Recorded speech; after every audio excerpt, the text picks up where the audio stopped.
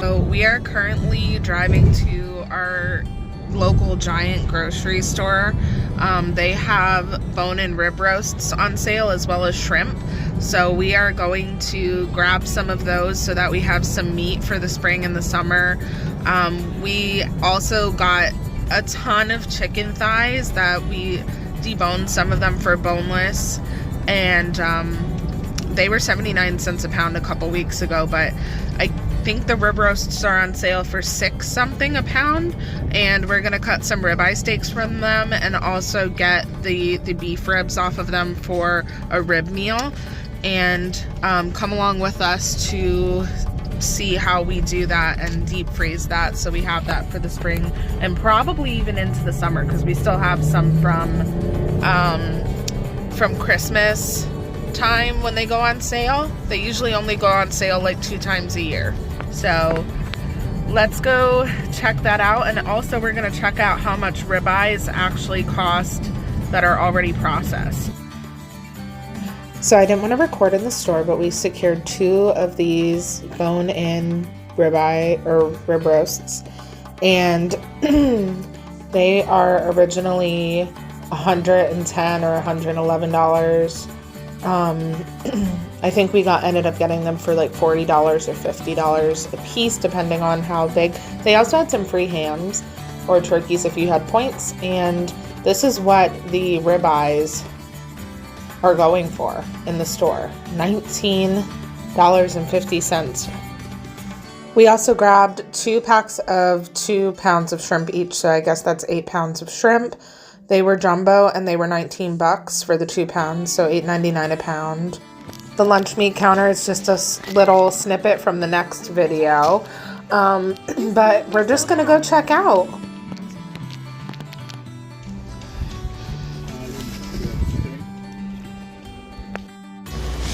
Okay, so we got the 2 giant rib roasts. Here's one of them. Hold on. Let me grab the other one.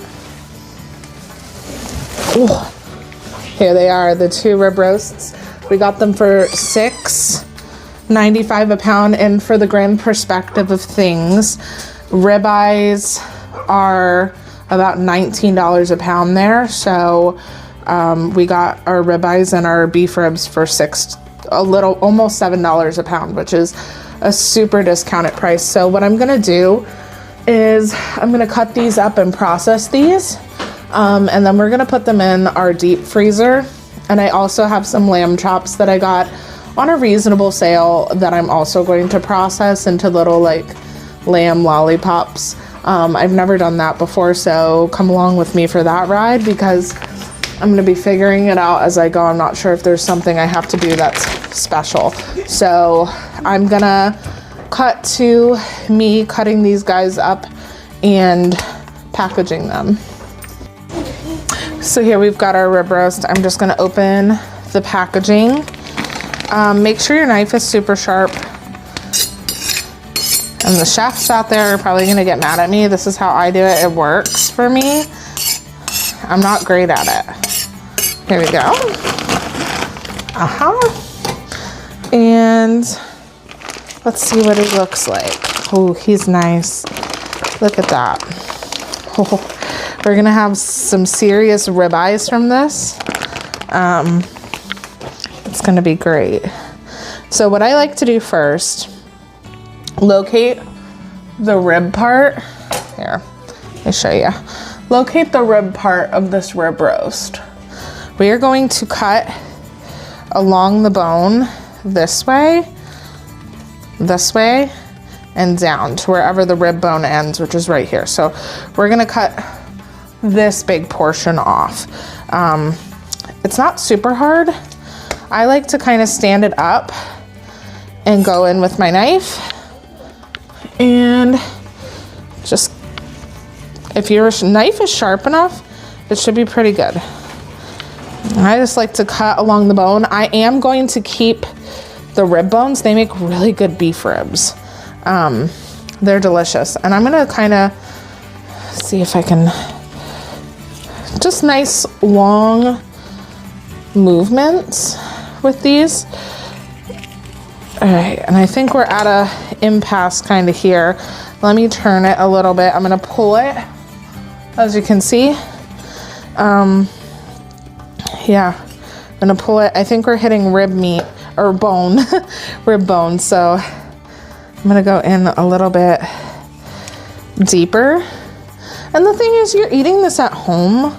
So like, if you mess it up and it looks wonky, it's not gonna really matter. It's still gonna taste like a steak.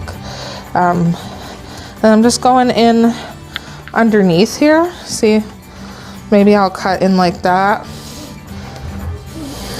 Yep. And then I'm just gonna see if I can meet it at the other end. Yeah, there's just a thin strip now. Also, if you see any like shiny looking fat in here, you're gonna try to get that off. But there you go.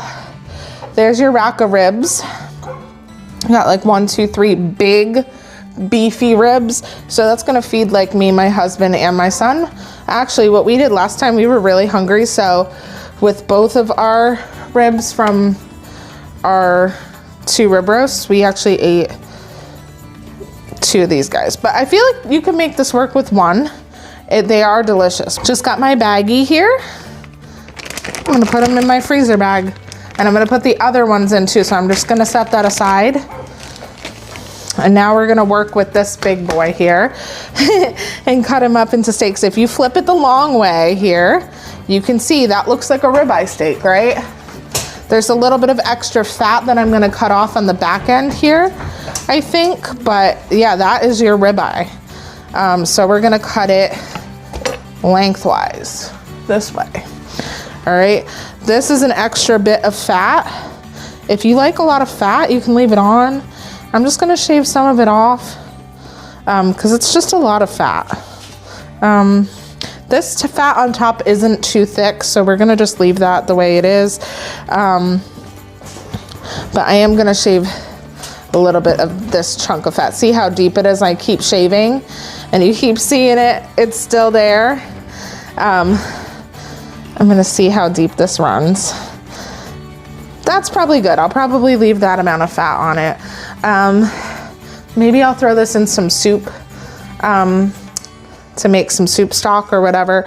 But for the purpose of this, I'm actually gonna cut this way. You're cutting it, it's gonna look like a ribeye steak. All right, and I'm also gonna probably cut these in half, like this way, once I cut them. So about 1 inch thick. I want them about 1 inch thick. And I'm just gonna cut them nice long movements. See how that's going? Almost there. Ah, beautiful. Any stray meats I'm throwing over to the side. Look at that. And this is your ribeye steak. This guy's big, so I don't want him that big. I'm gonna cut them in half, like this. It doesn't really matter, but listen, for my family, we're gonna split. Me and my husband are gonna each eat one of these, and this is still really big. So there we go. We're gonna keep doing that. And I'm gonna do it with the next one, and then I will meet you after I finish all this.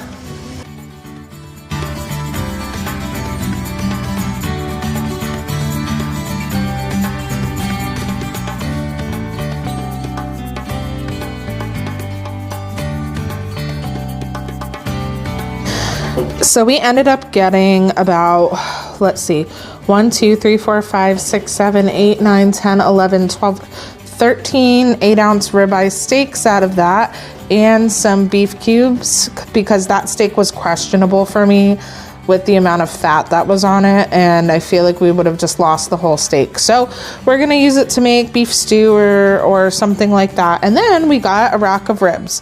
So I think we spent about $50 on this guy, around $50 on one of them.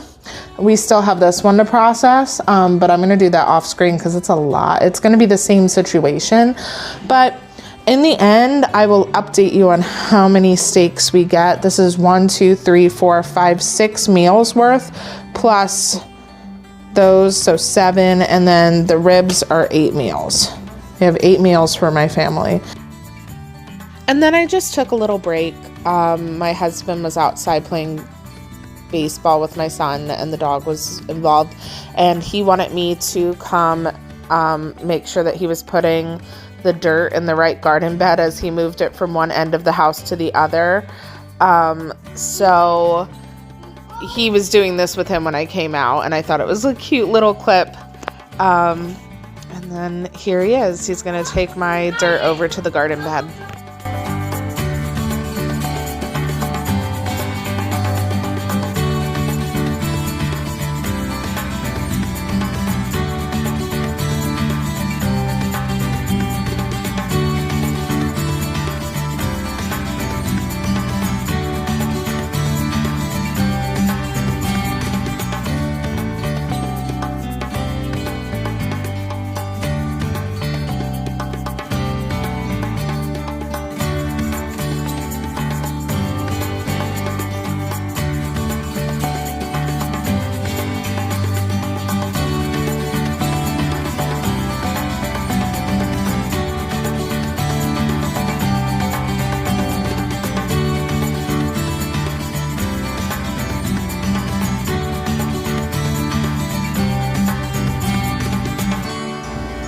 All right, so on to these lamb here. I already kind of cut open to that one. These are Frenched already. I did not know that was a thing, but apparently you have to like clean the bones on the top. I did Google it. But I heard you just kind of cut between the bones and then you sear them 2 to 3 minutes aside for medium rare. So I guess I'm gonna like pre-process these, and that way if I want some lamb, I will. And I think we might even make some lamb for dinner tonight. Not sure. I didn't plan that far ahead. We're doing a bunch of stuff today in the garden as well. I know it's gonna be probably a separate video, but maybe it'll be in this video. He was just moving dirt from our garden beds on the side that we kind of makeshift did last year. He moved them to this side, or not to this side, to the new patch in the back. So we're gonna just cut between these. What? Yeah. So I think I'm just gonna cut between these. Maybe I'll use the back for reference. I don't know. Okay. So that one's pretty thick. Ah, I see. Okay. And they smell like lamb. I've never made lamb before. I've always gotten it at a restaurant when I thought it was like fancy. Look at that, guys. It's a lamb lollipop. I did it. All right, so I'm just gonna feel where the bone is, I guess, and cut between.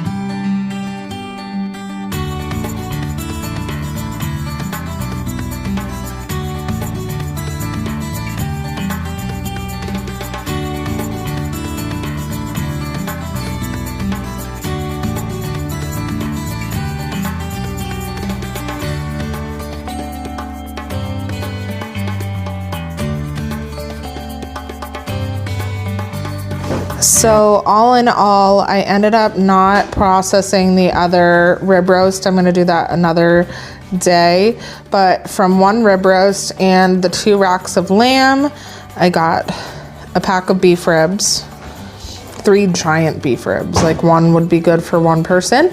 Some steak chunks out of the steak that wasn't really gonna stay together. I got 2, 4, 6, 13 steaks. So they're about 8 ounces a piece. Some are a little bit more and some are probably a little bit less, but I didn't weigh them out. And then I got 8 lamb chops in each, or 8 lamb lollipops, but they're pretty big for lamb lollipops. So that's gonna be a couple meals for us. Overall, you know, we did pretty good with price wise. And what I usually do for a lot of them, if I have it, but I ran out, I use this Tuscan Garden Italian dressing, which is really similar to Olive Garden's, but it's Aldi's brand, and it's cheaper.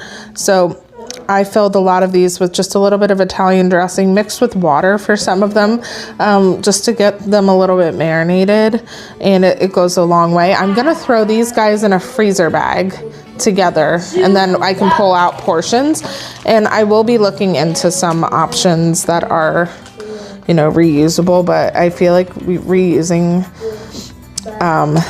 this for meat isn't good. So if you guys have any tips or tricks for freezing your meat, please let me know.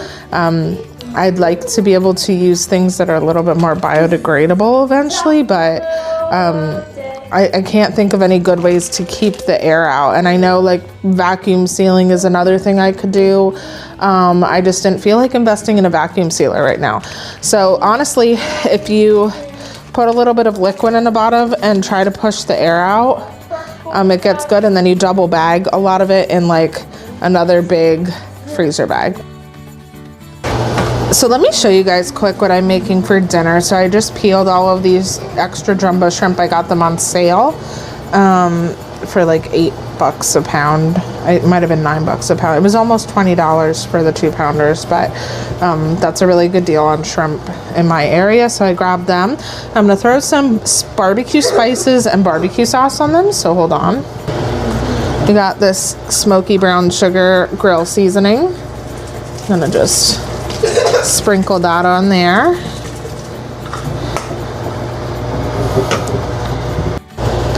Just to add a bit of extra flair, I got some everything but the elote seasoning blend. So I'm just gonna undo that and sprinkle that on there. There wasn't that much left, to be honest. So I use that a lot. Onion powder.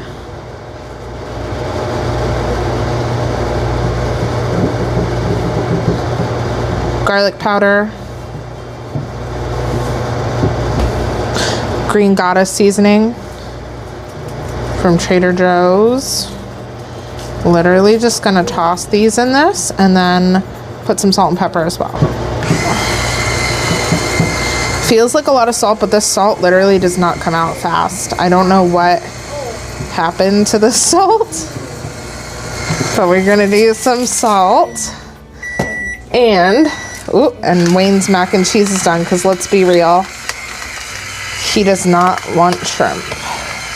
I'm gonna put it on his plate with the mac and cheese and see if he'll eat it, but he is 4. We're gonna do a little toss with our tongs. Toss the shrimp. And then I'm gonna just kind of like, after I toss the whole shebang over here, I'm gonna set them over here on half of the baking sheet, because they're not gonna take long, but I don't want them to be on top of each other. All right, let me spread them out a little bit here. A drizzle of Sweet Baby Ray's. Just get them coated a little bit here. I don't want them like stewing in their own barbecue, but I want them to have a little bit of sauce on them for now, and then maybe throw some extra sauce on them later. I got the idea for the barbecue shrimp because I went to Mission Barbecue the other week, and one of their Black Plate specials was this like grilled barbecue shrimp, and we were gonna throw them on the grill, but I don't have time to clean the grill today, so we're throwing them in my oven at 415 degrees Fahrenheit. So I have the asparagus loaded on the pan. I'm gonna season and olive oil them accordingly. And I wish I could say these were from the garden, but they were from the grocery store because I did not start my asparagus yet. Just gonna pop all of this in the oven at 415. I'm gonna check them in like, I don't know, maybe 10 minutes and see if I like where they're at. Just pulled these guys piping hot out of the oven.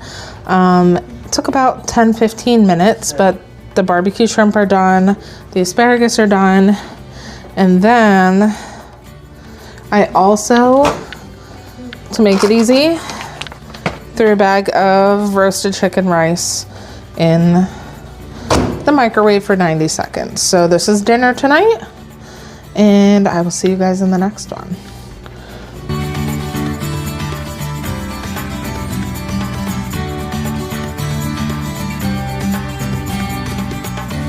And here we have a little friend in our garden that I noticed today. It's a garter snake, and my husband named him Squishy, and I guess he's been living under this rock, so, or at least hibernating under this rock, but he hung out and watched us do some raking and gardening all day, and he kind of just left us alone. He was pretty cool. He seems like a very nice snake, so I'm glad to have him. My neighbor came over later in the day. He had his tiller hooked up to his tractor, so he tilled some of our soil around the mulch mound that we couldn't till under yet. And then we just filled up some of our beds and tilled our soil on the other side as well. But thanks for watching, and we will have some more garden updates and some cooking in the next video.